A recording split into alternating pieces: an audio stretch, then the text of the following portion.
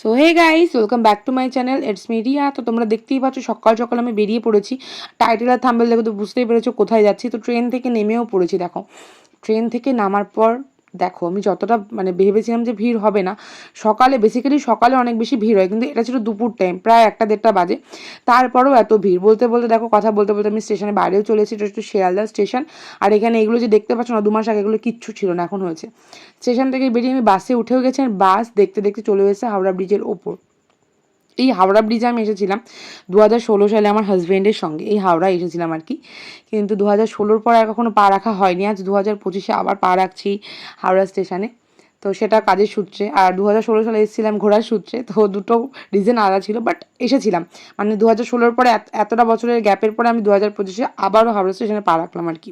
তো এখানে আমি যাচ্ছি, প্ল্যাটফর্ম খুঁজছিলাম আজকে কোন ট্রেন, মানে কোন প্ল্যাটফর্মে আমার ট্রেনটা দিয়েছে সেটা খুঁজছিলাম। তো খোঁজার পরে ট্রেন এসেও গেছে, আর আমি উঠেও পড়েছি, ট্রেন ছেড়েও দিয়েছে, দেখতেই পাচ্ছ। তো কথা বলতে বলতে ট্রেনও চলে এসছে। যাই হোক, ট্রেন চলতে চলতে একদম গঙ্গার ওপর থেকে যাচ্ছে, আর গঙ্গার ঢেউগুলো দেখো। ফোনটা আমি অনেক রিস্ক নিয়ে করি, কারণ চলন্ত ট্রেন থেকে যদি আমার ফোনটা পড়ে যায় কখনো, আর ব্রিজের ওপর বুঝতেই পারছো হাওয়াটা কেমন জোরে দিচ্ছিল। গঙ্গার ওপর হাওয়াটা তো অন্যরকমই দেয়।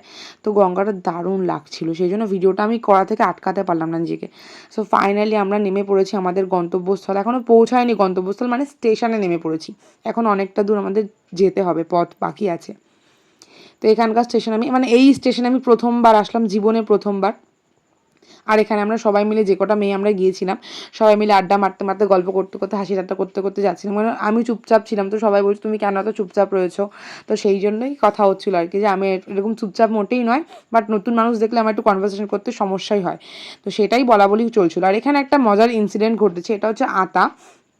আতা না নোনা আমি সত্যিই জানি না, তোমরা দেখে কমেন্ট করে বলো এটা আতা না নোনা। তো এটাকে চুরি করেছিলাম স্টেশন থেকে নেমেই। একটা গাছ ছিল, ওই গাছ থেকে চুরি করেছিলাম। এবার আমরা ভেবেছিলাম কেউ দেখেনি, বাট দুটো মহিলা দেখে নিয়েছে। দেখে নিয়ে বলছে তোমরা কাঁচা ফলগুলোকে কেন চুরি করছো। তো এই নিয়ে আমি ক্যামেরায় বকবক করতে করতে আসছিলাম, সেটা আমি স্কিপ করে গেছি, কারণ সাইডে অনেক নয়েজ ছিল সেই জন্য। আর তারপর উঠে গেলাম বাসে। বাস থেকে নেমে উঠে গেলাম টোটোতে, দেখতেই পাচ্ছ। টোটো থেকে নেমে আমরা এখন পুরো ডাইরেক্ট যাবো আমাদের হোটেলে, যেখানে আমাদের কাজ আর কি। তো হোটেলেই বলতে বলতে চলেও এসেছে। হোটেলটা ছিল দারুণ সুন্দর ছিল, হোটেলটা সত্যিই সুন্দর ছিল, বাট এসিটা কাজ করছিল না, এটাই হচ্ছে কথা। বাদ বাকি সব ঠিক ছিল। প্রথম যে রুমটা আমাদের দেওয়া হয়েছিল সেই রুমটা তো দারুণ ছিল, বাট সেকেন্ড রুমটাতে কোনো এসি কাজ করছিল না, ইভেন কোনো ফ্যানও ছিল না। তো তোমরা দেখতে থাকো, দেখলেই বুঝতে পারবে, পুরো পুরো ব্লগটা দেখতে থাকো, দেখলেই তোমরা বুঝতে পারবে। এটা আমরা লিফট থেকে নেমে উঠে আসলাম। ভিউ, ও সেই লাগছে, সেই দূরে ধান চাষ হচ্ছে, কি মাঠ। তো ভিউ দেখার পর আমরা খেতে চলে আসলাম সোজা, যেহেতু আমাদের অনেকক্ষণ কাজ করতে হবে। তো খাওয়া দাওয়া শেষ করলাম। এখানে কি পটল চিংড়ি বা পটল মাছ আর ডাল আলু চোখা ছিল। তারপর চলে আসলাম সোজা রুমে। এটা হচ্ছে আমাদের প্রথম রুমটা যেখানে আমরা ছিলাম। তো এখানে অনেক জামা কাপড় উলঝে উলঝে রয়েছে, এগুলোকে দেখো না প্লিজ, ইগনোর গাইস। আর ওটা আমাদের হেড লিডার আর কি আমাদের গ্রুপের। আর আমি এখানে রুমের রিভিউ দিচ্ছিলাম আর কি, মানে রুম ট্যুর দিচ্ছিলাম আর কি। এখানে টিভি আছে, এখানে এই আছে, ওখানে একটা এসি আছে, এই আছে। প্রথম রুমটা একদম সত্যি খুব সুন্দর ছিল, বাট সেকেন্ড রুমটাতে না ছিল এসি, না ছিল পাখা। ফাইনালি রেডি হয়ে গিয়েছি, আর এখানের ভিউটা দেখো, জাস্ট অসাম, জাস্ট সেরা সেরা। আর ওদিকে সব বুফে হয়েছে, কতটা আমি দেখাতে পারবো কিনা। আর ওখানে অনেক দোলনা খাচ্ছে মনারা। দিকটা মাঠ, একটা প্লেগ্রাউন্ড, ওটা maybe washroom, maybe, don't know. আর এখানে রয়েছে একটা পুল, সুইমিং পুল নাকি মাছের পুল বলতে পারবো না। এটা কি সুইমিং পুল না মাছের পুল? মাছের পুল। মাছ আছে, ট্যাংরা মাছ।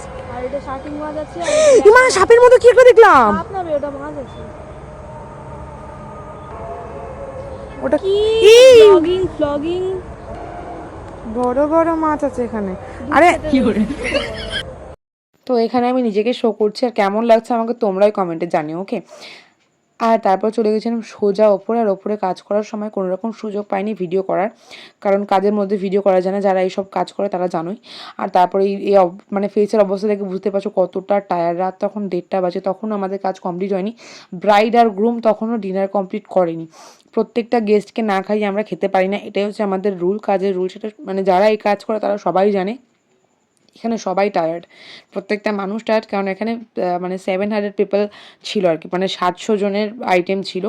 তো তারপরে তো রুমে চলে গেলাম। বাজে আর এদিকে আলোও ফুটে গেছে, বাট আমরা এখনো বাড়িতে পৌঁছাতে পারিনি। আর এদিকে তো সব খোলাখুলি কমপ্লিট, বাট আমাদের আর বাড়ি যাওয়া মনে আজকে হবে না, কেননা এখানে হিয়ার তো তারপর ফাইনালি আমরা বেরিয়ে পড়েছি বাস স্ট্যান্ডের উদ্দেশ্যে, কারণ ওখান থেকে বাস মানে যেখানে যেই হোটেলে আমরা গিয়েছিলাম সেই হোটেল থেকে বাস স্ট্যান্ড অনেকটা বেশি দূর। তো ওখানে দেখতেই পাচ্ছ হাঁটতে হাঁটতে আমরা বাস স্ট্যান্ডের দিকে যাচ্ছি। তখন বাজে ভোর 5:30। রোদ তখনও ওঠেনি, কারণ তখন একটু একটু হালকা হালকা ঠান্ডা ছিল। স্টেশনে পৌঁছে গেছি। আজকের ব্লগ এইটুকুই, দেখা হচ্ছে নেক্সট কোনো ব্লগে। বাই।